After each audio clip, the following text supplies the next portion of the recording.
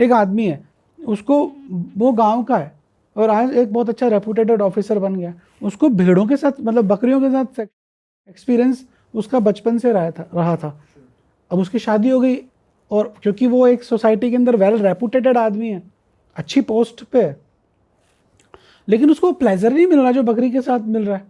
तो अब ऐसी कंडीशन के अंदर उसका कितना बड़ा ट्रॉमा है। जानवरों के साथ लोग कर रहे हैं, आज से नहीं, सदियों से कर रहे हैं, गाँव में बहुत कॉमन प्रैक्टिस है। बट सर ये थोड़ा जैसे, चलो ठीक है, अगर कोई होमोसेक्सुअल है कर तो वो इंसान के साथ ही रहे, पर अगर कोई एनिमल के साथ करे तो वो तो एक प्रॉब्लम नहीं हुई? इट्स अ डिजीज, डिजीज ही हुआ है। It's a disease. बट मैं उस वक्त उसका इलाज करने के लिए नहीं हूँ, मैं उसकी हेल्प करने के लिए हूँ कि मैं उसको वहाँ से कैसे निकालूँ, मैं उसको उसकी जो मैरिड लाइफ है उसमें कैसे उसमें इंटरेस्ट डेवलप करूँ, उसमें हम कर सकते हैं। अभी प्रीवियसली वो कर चुका, उस पर हम कुछ नहीं कर सकते। तो सर कैसे डील करते हो आप ऐसे पेशेंट के साथ? ऐसे पेशेंट्स के अंदर हम एक ही चीज़ बोलते हैं कि फैंटेसाइज जहाँ करना चाहते हो वहाँ करो। सपोज करो कि आपको सन्नी लियोनी के साथ फैंटेसी आ रही है और आपकी बीबी हैवी है, तो चार्जिंग वहाँ से ले लो, ब्लूटूथ से चार्जिंग ले लो, वाईफाई से चार्जिंग, एजैकुलेट वहीं हो, क्योंकि पार्टनर ने गलती नहीं करी आपके साथ शादी करके, उसने तो पूरा पैकेज दिया है ना भाई आपको शादी में।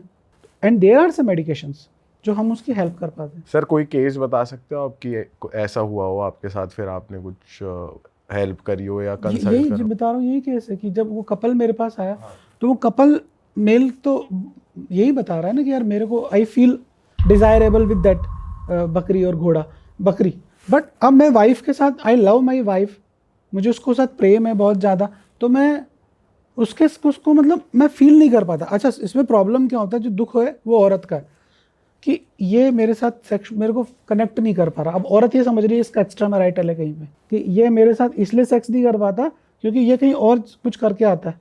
तो उस फीमेल को हमें समझाना पड़ेगा, काउंसलिंग करनी पड़ेगी, मेल को काउंसलिंग करनी पड़ेगी। तो there are some counselling session, there are some medication. ये चीज़ सर सिर्फ मेल के साथ है या फीमेल के साथ भी है? देखो, मैंने सिर्फ मेल्स के साथ ही डील करा है, फीमेल्स के साथ मेरे पास इस तरह का कोई केस नहीं आया कि वो किसी जानवर के साथ कहीं सेक्सुअली इन्वॉल्व रही हो। बट बड़े स्ट्रेंज फीमेल्स के साथ मेरे पास आते हैं कि मतलब मुझे ये सब चीज़ें ऑफिशियली पॉडकास्ट पे नहीं बोलनी चाहिए कि they are attracted to their kids. अच्छा, है ना? तो अब ये सब चीज़ें क्या होता है कि हम बोलेंगे तो सोसाइटी में गलत मैसेज जाता है। तो मतलब अब फैंटेसी हो सकती है। सर ऐसी फैंटेसीज डेवलप कैसे हो रही है लोगों के माइंड में? मतलब ये इंटरनेट पे कंटेंट देख के या पॉर्न वगैरह देख कर हो रही है, फिर और भी कोई रीज़न होता है? यार अब बहुत सारे रीजंस होते हैं कि कई बार केस ऐसा है कि एक औरत है जिसका हस्बैंड यूएस में रहता है, पिछले कई सालों से वो 3 महीने में एक बार आता है। अब बहुत हाई क्लास है, फीमेल भी फिटनेस फ्रीक है, उसकी सेक्सुअल डिज़ायर है, वो कहाँ से पूरी करेगी? तो ऐसे टाइम पे मतलब अब ये बहुत हाई क्लास सोसाइटी हो गई, क्योंकि मैं मिडिल क्लास फैमिली से आदमी हूँ, तो मेरे थॉट प्रोसेस में ये सब नहीं आता, पर उनके आते हैं, मेरे पास वो आते हैं, मैं उनकी मदद करने की पूरी कोशिश करता हूँ। सर ये तो चीज़ ही ऐसी, इसमें क्या हाई क्लास, मिडिल क्लास या फिर लोअर क्लास, ये तो खुद की डिज़ायर है, खुद का दिमाग ही है बंदे का। यार डिज़ायर तो है, लेकिन आपके पास कोई पेशेंट लेके आ रहा है कि I am attracted to my son, what should I do? जबकि मेरा जो सन है उसकी एक गर्लफ्रेंड भी 5 साल से रिलेशनशिप में है वो। अब आप उसकी क्या मदद करोगे उस वक्त? उसको आप मोरल ज्ञान दोगे क्या उसको कि यार नहीं ये सही चीज़ नहीं है? वो तो उसको भी पता है कि ये सही नहीं है।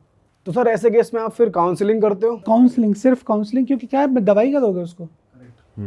उसको काउंसलिंग ही किया जाता है। काउंसलिंग सेशंस में हम हमारा दिमाग लगाते हैं, बट लोग समझ जाते हैं बाद में।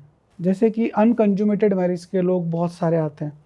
अनकंजप्शन ऑफ मैरिज वो होता है कि जैसे शादी हो गई, शादी के बाद सेक्स नहीं हुआ है 4-4 साल, 5-5 साल, 8-8 साल, 10-10 साल, लड़का और लड़की दोनों को ही नहीं पता कि सेक्स कैसे करना है। ठीक है, लड़का है, शादी के बाद सेक्स नहीं कर पाया, 10 साल हो गया, बच्चा भी गोद ले लिया है, तो ये बहुत तकलीफ वाली सिचुएशंस होती हैं, क्योंकि यहाँ पर दोनों ही अनएजुकेटेड हैं। या लड़का ओवर स्मार्ट है कि उसको कोई सेक्सुअल प्रॉब्लम था, इरेक्टाइल डिस्फंक्शन था, सुहागरात के दिन सेक्स नहीं कर पाया, तो अब उसको पता चल गया कि मेरी दुकान में करंट नहीं है, तो वो लड़की को मतलब इस तरह से हिप्नोटाइज कर लेता है कि यार बेबी इसको बाद में देख लेंगे, लाइफ अभी बहुत सारी पड़ी है, अभी कैरियर बनाने का समय है।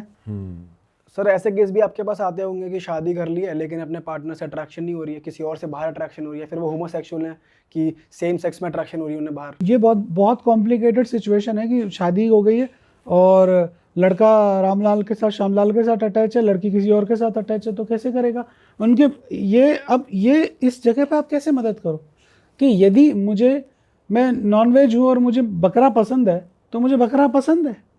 अब मैं किसी पंडित के चले जाऊँ और वो मुझे ऑफर करे कि यार दाल खाओ, तो मैं कितने दिन खा लूँगा। तो ऐसी कंडीशन के अंदर मैं कोशिश यही करता हूँ कि ये लोग अलग हो जाएं, क्योंकि ये सिर्फ खुद का जीवन खराब नहीं कर रहा है, लड़की का भी जीवन खराब कर रहा है और लड़की उस लड़के का भी जीवन खराब कर रही। माँ बाप को समझाओ, उन पेरेंट्स की काउंसलिंग ज़्यादा ज़रूरी है ऐसी कंडीशन में कि भाई इसको ये पसंद है तो उसको वो दिला दो। सर हमने जितनी भी प्रॉब्लम्स अभी डिस्कस करी हैं मेजरली अडल्ट्स में ये प्रॉब्लम्स होती हैं, सेक्सुअल प्रॉब्लम्स। तो क्या बच्चों में भी कुछ ऐसी सेक्सुअल प्रॉब्लम्स होती हैं जो यंगर एज में ही देखी जानी चाहिए या फिर उनको पता लग जाए, फिर यंगर एज में ही बच्चों को थोड़ा सा अलर्ट रहना चाहिए, अवेयर रहना चाहिए उनके पेरेंट्स को? मैं सबसे बड़ी बात ये कि मैं हर पेरेंट्स से यही कहता हूँ कि भैया आपको सबसे पहले तो अपने, जैसे फीमेल है तो उसको अपनी बेटी से बात करनी चाहिए कि आपका सेक्स एजुकेशन जो एक शब्द है, सेक्स एजुकेशन स्कूल में आप कभी भी नहीं दे सकते। हम 50 लोगों के बीच सेक्स एजुकेशन कैसे देंगे? लड़के हंसेंगे, लड़कियां हंसेंगी, मतलब ये कॉमन प्रॉब्लम है। आप बातें कर लो बड़ी बड़ी की सेक्स एजुकेशन, हंसते एक दूसरे को देख के, ब्रेस्ट का डेवलपमेंट ये सब आप पढ़ाओगे तो वो सब हंसेंगे। तो सबसे बड़ा एजुकेटर इस दुनिया में आपकी माँ होती है। तो माँ लड़की को सेक्सुअली गाइड करे कि बेटा वजाइना को इस तरह से क्लीन करते हैं, पेनिस को इस तरह से, पीनिस को जो साइज है उस, मतलब जब भी आप सेक्स वगैरह करो तो कॉन्डोम वगैरह पहनो, मतलब बोलना पड़ेगा अपने को। और जो मेल है वो अपने बेटे का पीनिस चेक करे पहले कि छोटा तो नहीं है, टेस्टिकल डेवलप हो रहे नहीं हो रहे, इसके अंदर कोई सेक्सुअल इशू तो नहीं है। सर कौन सी एज से सेक्सुअल प्रॉब्लम्स उत्पन्न होना शुरू हो जाती हैं? मेरे पास जो बच्चे आ जाते हैं 7-8 साल से आने लग जाते हैं कि जिनके पीनिस माइक्रो है, इनको माइक्रो पीनिस बोलते हैं, उनका जो टेस्टिकल है वो डेवलप ही नहीं होता है, वो कैविटी में ही नहीं होता, वो ऊपर की तरफ होता है, तो बाहर चैम्बर ही नहीं बना होता। तो यदि जो स्मार्ट लोग हैं वो देख लेते हैं, और कई लोग देखते ही भी शादी के बाद है कि भाई दुकान ही नहीं बनी और शादी भी हो गई। अब ऐसी कंडीशन में बड़ी दिक्कत आती है, क्योंकि पेरेंट्स ने चड्डी उतार के देखा ही है ना एक एज के बाद। अब शादी हो गई तो फिर वो बच्चा पैदा कैसे करेगा, सेक्सुअली एक्टिव नहीं है तो डिवोर्स होता है। और सर जैसे आजकल जो लड़के हैं और लड़कियां भी हैं मल्टीपल पार्टनर्स रख रहे हैं, तो सेक्सुअल प्रॉब्लम्स भी ज़्यादा हो रही हैं, जैसे कि STDs वगैरह लोगों को हो रही हैं। तो आपके पास उससे रिलेटेड कैसे कैसे केसेस आते हैं? मेरे पास सबसे ज़्यादा तो कॉम्प्लिकेटेड पेशेंट्स होते हैं STD से रिलेटेड, HIV के आते हैं। HIV बहुत कॉमन है, गोनोरिया बहुत कॉमन है कि जब आपने कहीं वन नाइट स्टैंड किया, आपके इन्फेक्शन हो गया, इन्फेक्शन होने के बाद मवाद आ रही है पीनिस के अंदर से। हर्पीज़ होती है जिसमें पेनिस के ऊपर बहुत सारे बबल्स बन जाते हैं। एक बीमारी होती है जिसको सिफिलिस बोलते हैं, वो बहुत कॉमन है। अभी इसका जो मेन रीज़न यही है कि लड़के और लड़कियां दोनों ही, मतलब उनको होश नहीं है कहाँ सेक्स कर रहे हैं, दूसरा किसके साथ सेक्स कर रहे हैं, तीसरा आप किसी भी साथ करो एटलीस्ट एक 10 रुपये का कॉन्डोम तो पहन लो, तो वो उनको कॉन्डोम पहनना इंसल्ट लगता है। दूसरा, हर सिगरेट के पैकेट पे लिखा हुआ है कि कैंसर होता है, लेकिन हर कॉन्डोम के पैकेट पे नहीं लिखा हुआ कि कॉन्डोम नहीं पहनोगे तो HIV होगा या STD होगा। तो ये बहुत ज़्यादा इस चीज़ की ज़रूरत है कि हमारे को आज से 20 साल पहले नाकों का इतना हैवी कैंपेन था कि HIV के बारे में एक अवेयरनेस थी, हर जगह निरोध बिकता था, है ना। अभी क्या है, कुछ नहीं है। अभी इतना सेक्स बढ़ गया है, आप गुड़गांव चले जाओ, इधर बॉम्बे चले जाओ, हर जगह क्लब्स के अंदर ये सब हो रहा है, सेक्स रिसोर्ट्स बन गए। तो वहाँ पर क्या होता है, इन्फेक्शन लेके आता है, भर के ट्रक भर के लोग बैंकॉक जा रहे हैं, वो वहाँ से इन्फेक्शन लेके आ रहे हैं। तो अवेयर ही नहीं कर रहा उनको कि यार तुम इस बारे में थोड़ा सा सोचो, क्योंकि कई चीज़ों का इलाज पॉसिबल नहीं है। बट सर जैसे कोई बाहर एक्सप्लोर करके आया गया है कहीं, तो वो कैसे पता लगा सकता है अर्ली स्टेज पे कि उसको कुछ हो सकता है? क्योंकि ये चीज़ें तब पता चलती हैं जब इनका असर दिखने लग जाता है। तो पहले कुछ ऐसा तरीका है कि पता लग जाए? देखो, यदि ऐसा हुआ है तो दो चीज़ें होती है। एक होता है प्री एक्सपोजर प्रोफाइल एक्सेस। आप जा रहे हो, मेरे पास ऐसे बहुत सारे पेशेंट्स हैं जब अफ्रीका जाते हैं तो वो प्री एक्सपोजर लेके जाते हैं, क्योंकि अफ्रीका के अंदर 10 में से 4 लोगों को HIV है। बहुत सारा HIV बहुत ज़बरदस्त स्प्रेड है, और वहाँ पर सेक्स इतना कॉमन है कि आप जिस रिसेप्शन पे बैठे हो, रिसेप्शनिस्ट अच्छी लगी उससे बात कर लो तो शी इज़ रेडी, है ना, ऐसा लोग मुझे बताते हैं। अब वहाँ पर आप प्री एक्सपोजर लेके जाओ, दवाई खाते रहो, सेक्स करते रहो, तो आपको सर प्री एक्सपोजर एक मेडिसिन है या फिर एक किट है, क्या है क्या ये? जैसे कि HIV का जो ट्रीटमेंट होता है कि जैसे आपने 48 घंटे के अंदर पोस्ट एक्सपोजर प्रोफाइलैक्सिस एक दवाई होती है। तो यदि आप सपोज करो कि आज आपका किसी का साथ क्लब में सेक्स हो गया और बाद में आपको पता चला कि ये इन्फेक्टेड केस है, तो 72 घंटे के अंदर यदि आप पोस्ट एक्सपोजर प्रोफाइलैक्सिस ले लेते हो तो HIV का जो चांसेज है वो बहुत कम हो जाता है। उसको पोस्ट एक्सपोजर प्रोफाइलैक्सिस बोलते हैं। जितना जल्दी लेते हैं उतना ज़्यादा अच्छा असर करता है।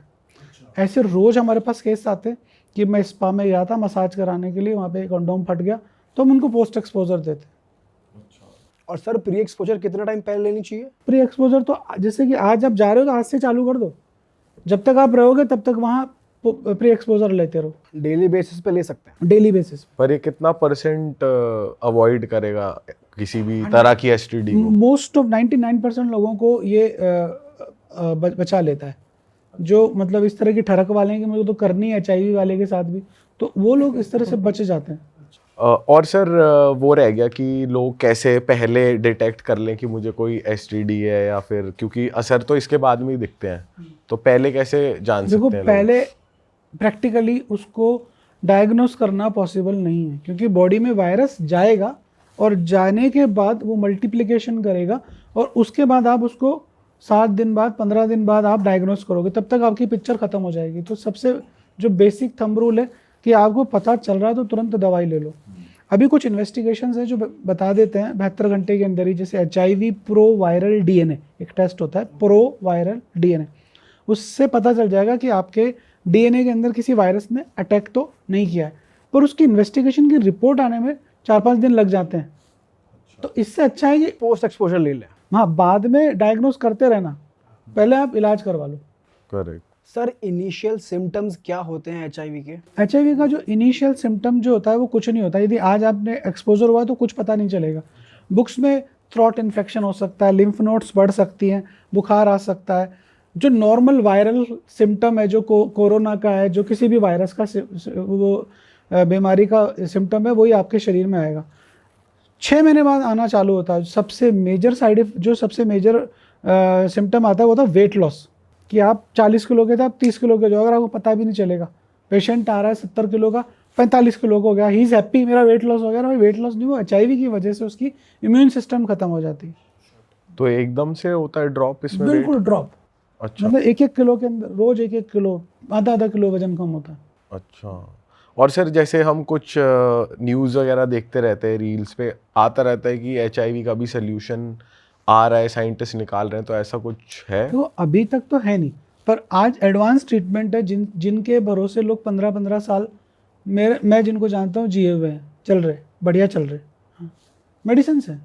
अच्छा सर, जैसा आपने बताया आपके पास सेलिब्रिटीज़ भी बहुत सारे आते हैं, और जहाँ तक हमने देखा है कि वो लोग अपने लाइफस्टाइल को बहुत अच्छे से मेंटेन करते हैं, डाइट भी लेते हैं, वर्कआउट भी करते हैं, तो फिर उनके साथ किस तरह की प्रॉब्लम्स आती हैं, क्या शेयर करते हैं वो? देखो, जो सेलिब्रिटीज़ आते हैं मेरे पास, उनका जो मेन सेक्सुअल प्रॉब्लम होता है इरेक्टाइल डिसफंक्शन, या जल्दी डिस्चार्ज हो जाते हैं। जो सबके सेलिब्रिटी के अंदर भी वही प्रॉब्लम्स आएगी, पर उसका जो मेन रीज़न मैं समझ पाया कि एक तो वो स्टेरॉइड्स लेते हैं बॉडी को बनाने के लिए। यदि आपको वी शेप बॉडी बनानी है ऐसी वाली, तो मुझे नहीं लगता कि ये पॉसिबल है बिना स्टेरॉइड्स के। आप ऐसी बना सकते हो सुनील शेट्टी जैसी, और यदि आपको ऋतिक बनना है तो शायद आपको लेना ही पड़ेगा, जितना मेरा नॉलेज है। दूसरा, ये टेस्टोस्टेरोन डिपेंडेंट हो जाते हैं।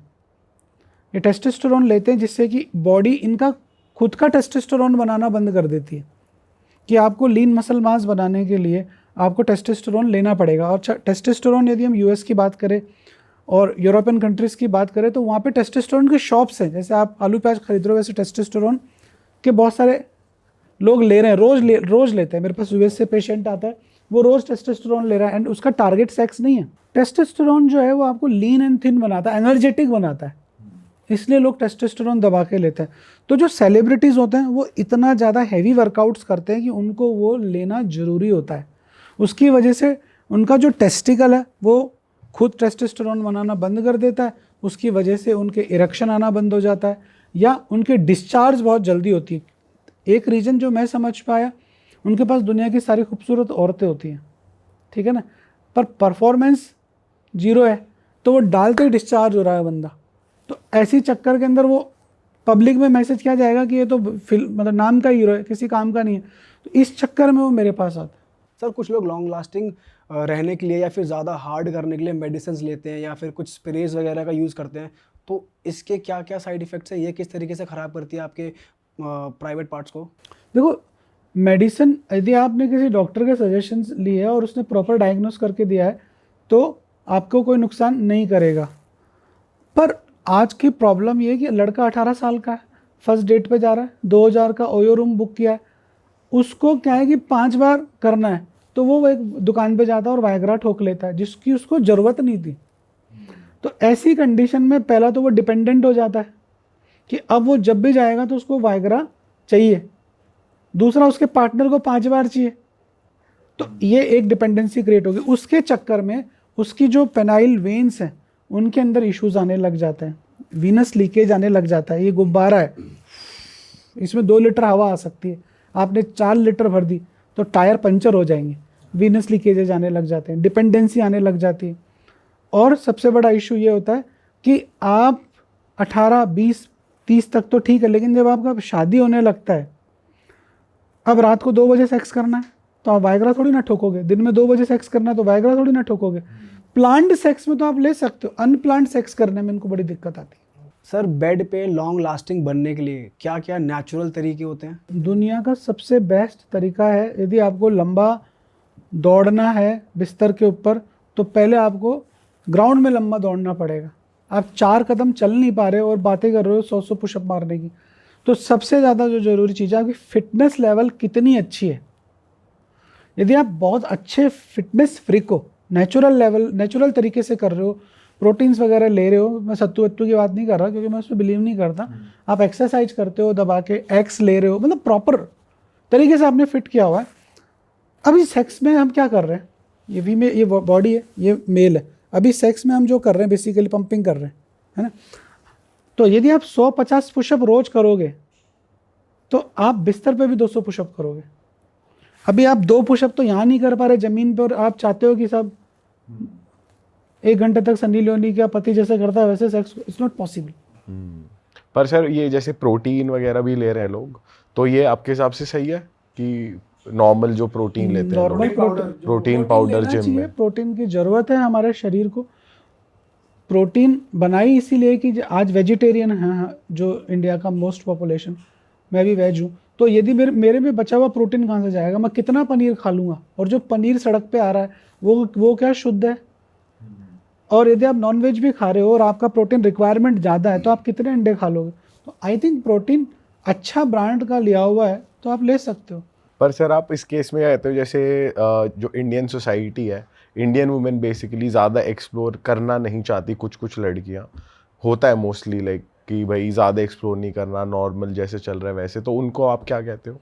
देखो, उसका बड़ा अच्छा सा लॉजिक मैं एक ही देता हूँ कि यदि मेरे पास जब पार्टनर आता है और कई बार ऐसी चीज़ें लेके आता है कि मेरा मेल बोल रहा है कि मुझे सेक्स करना है, ठीक है, तो मैं उसको ये बोलता हूँ कि यदि आप कंफर्टेबल हो तो आपको करना चाहिए, नहीं तो ये कहीं और जाके रोटी खाएगा, ठीक है ना। अभी से पहले मैं बोलता हूँ कि भाई साहब करना चाहते हो तो इस औरत को पेन होगा, ठीक है ना। अभी एक काम करेंगे कि madam is ready for sex, but जितना मोटा आपका पेनिस है उतना मोटा गाजर हम आपकी एक बार एनएस में भी डालेंगे और उसमें तेल लगाएंगे, प्लेजर देंगे जिससे कि आपको तकलीफ नहीं हो। यदि आपको ऐसा लगता है इट्स अ प्लेजरेबल एक्ट तो आप इसके साथ भी करो और उसके साथ भी करो, लेकिन मेल को ये पता होना चाहिए कि भाई साहब सेक्स जब आप जा रहे हो तो पेन होगा औरत को, उसकी कोई स्पेशल नहीं दिए, तो दोनों को समझाना पड़ेगा। और यदि if she is comfortable with तो मैं बोलता हूँ कि आपको करना चाहिए, इफ़ शी इज़ कंफर्टेबल। अरे वाह, आपने ये वीडियो यहाँ तक देख ली भाई, तुमने हमारी मेहनत सफल कर दिया, तुम ही लोग हो असली रियल हिट। और अगर आपको बहुत मज़ा आ रहा है ऐसी क्लिप्स में, ऐसी वीडियोस में, तो फटाफट जाइए प्लेलिस्ट पे बिंज वॉच कीजिए और सारी वीडियोस देख डालो और मौज काटो। दैट इज इट, हम मिलेंगे नए पॉडकास्ट में, नई क्लिप में। Till then bye bye, see you, take care, do subscribe, best of real talk online. Okay, bye bye.